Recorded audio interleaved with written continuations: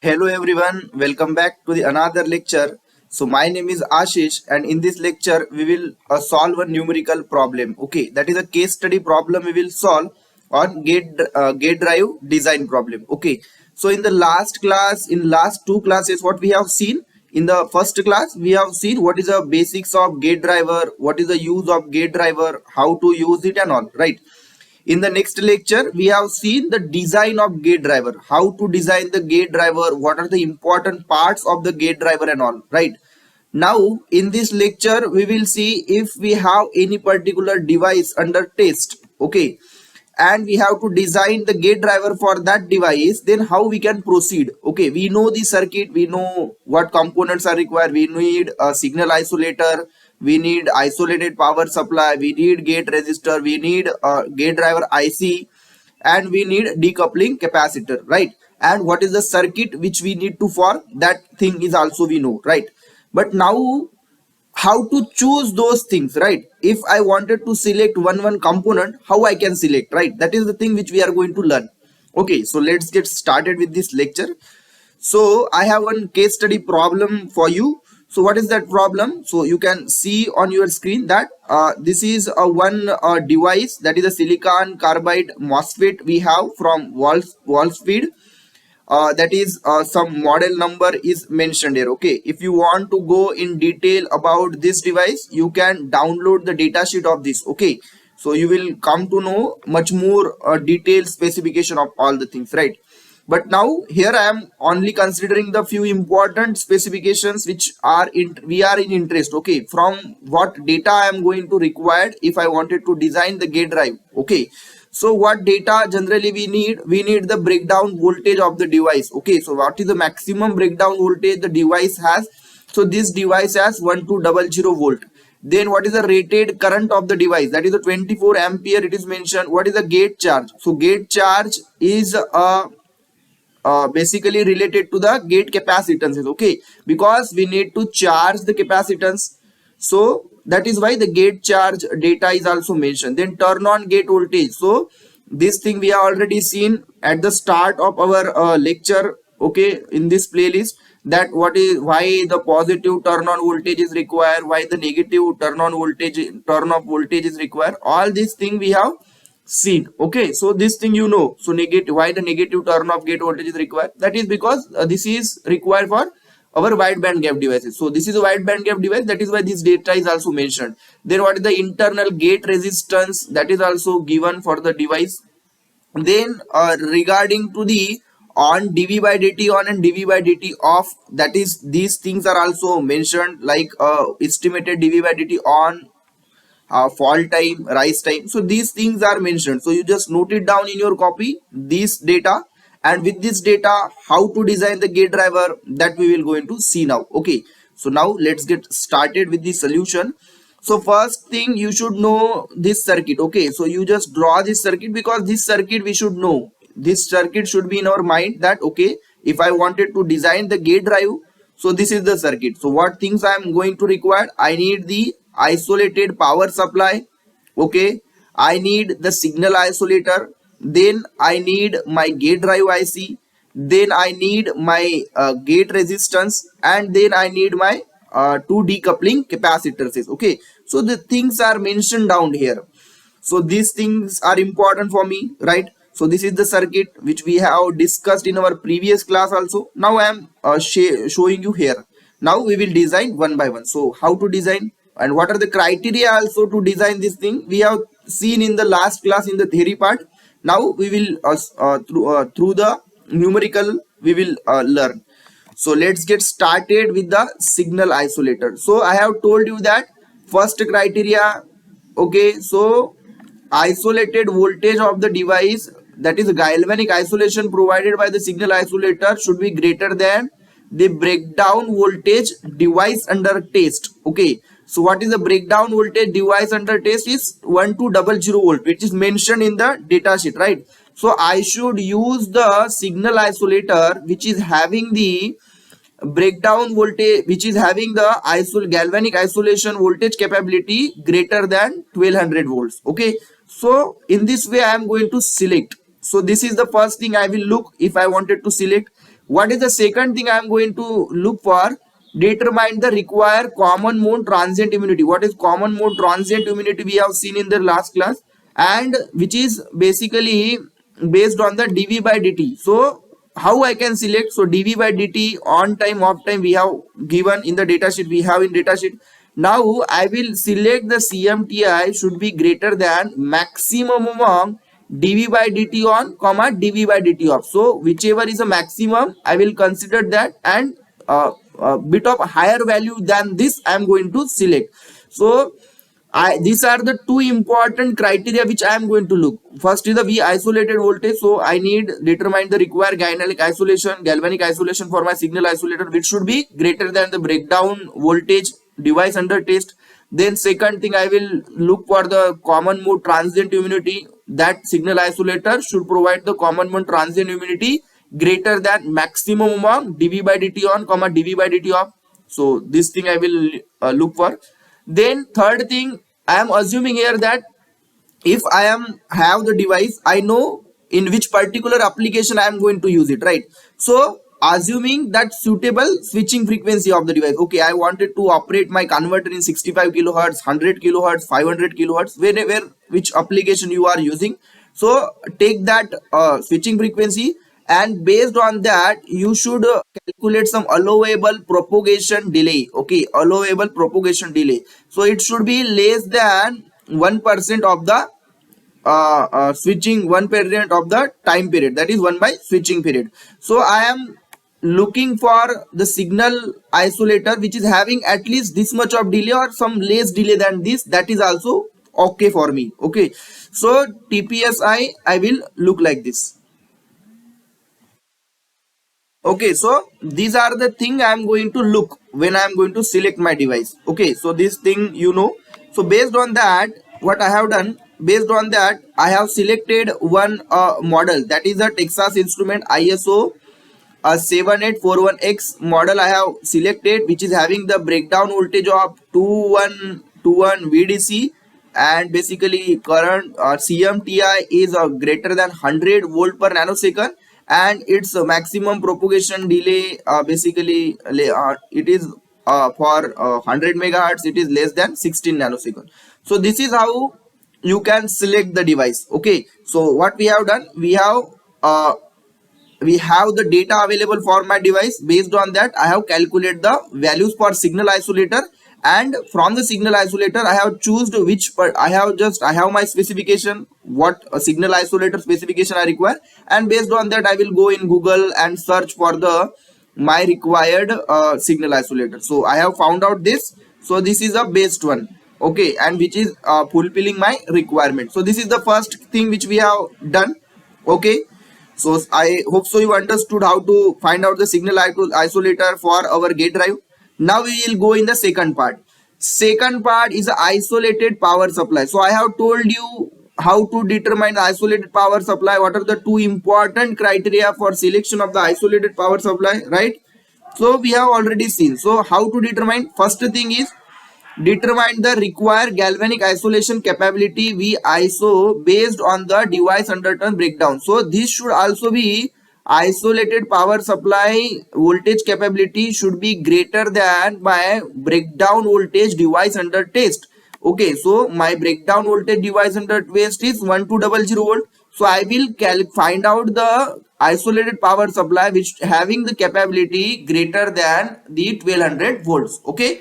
Second thing, what I am going to look, again the same thing, common mode transient immunity should be greater. So we have calculated it's again you should select based on maximum and minimum. So this is how I have also find out. Now the same two criteria which are previously we have seen, same criteria we have applied and we have come to this.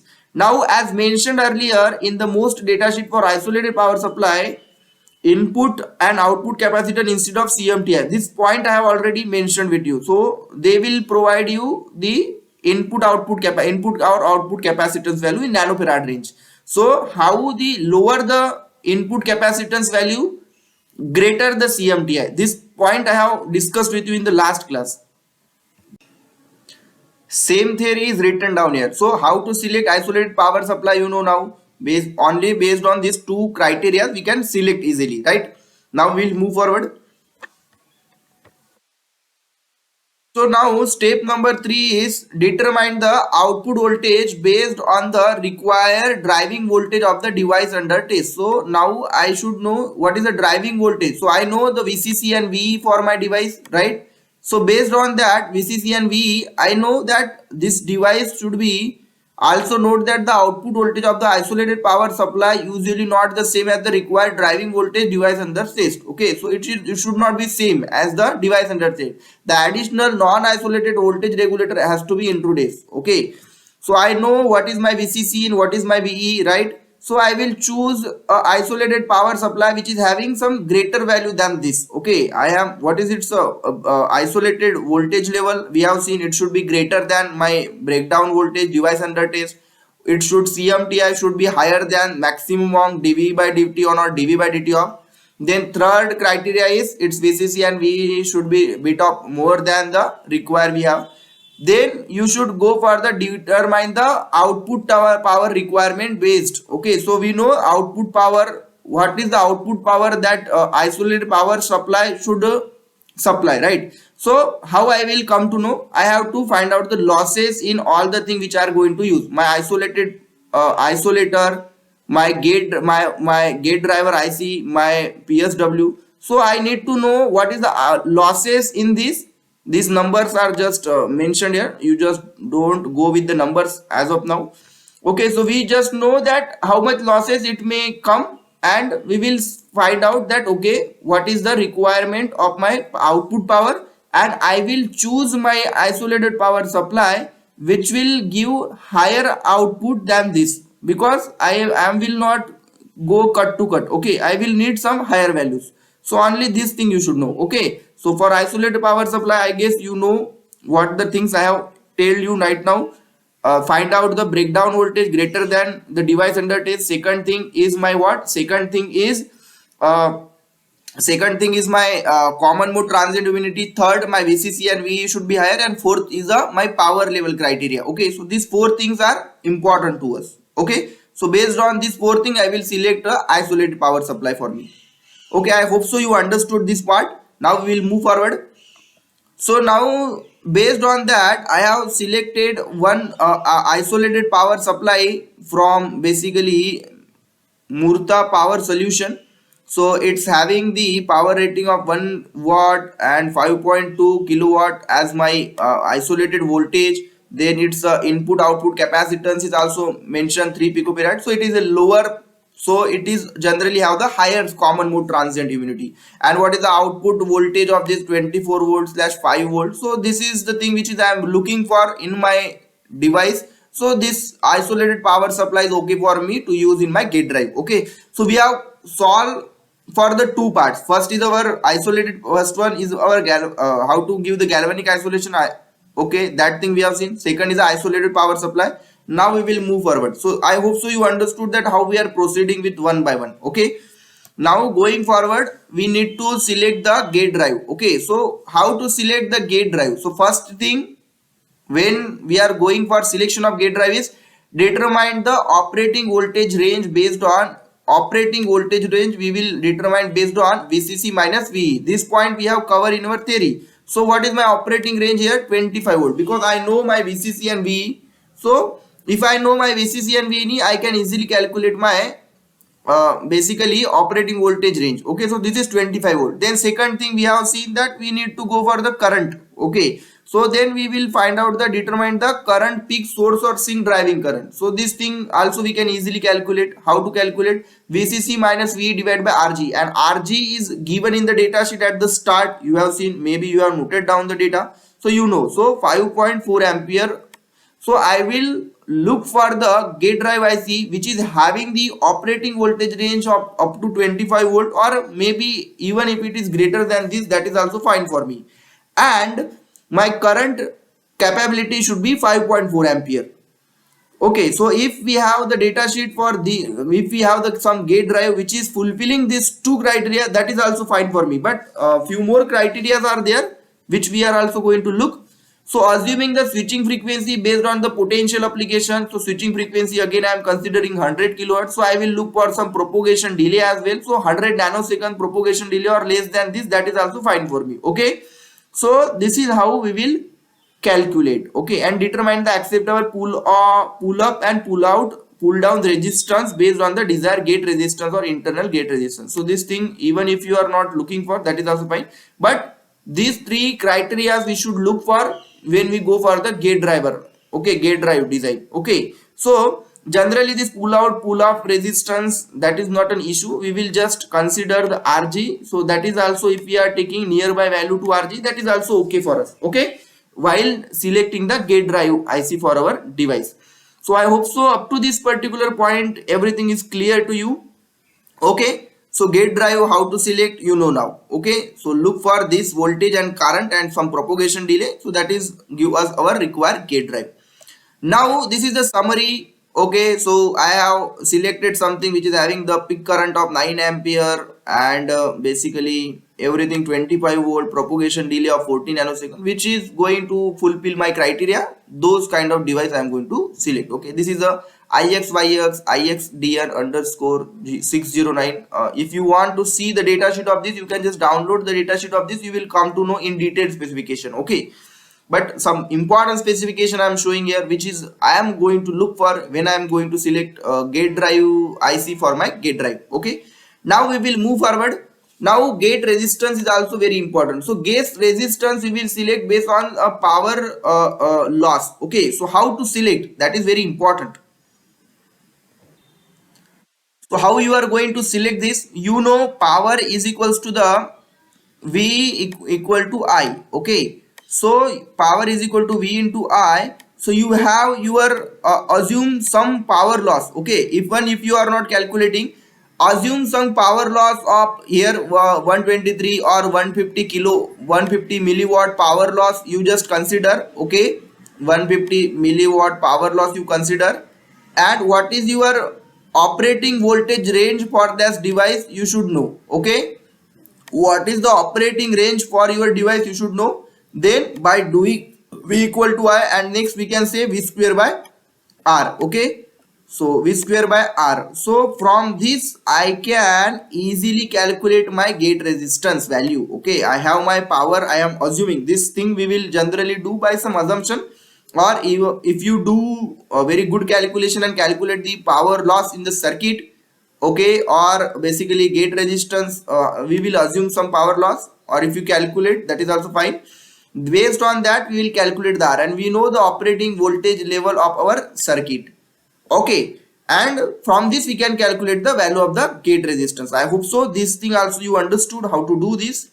Now next thing we will see, last thing, that is the decoupling capacitor value. So how to find out the decoupling capacitor value.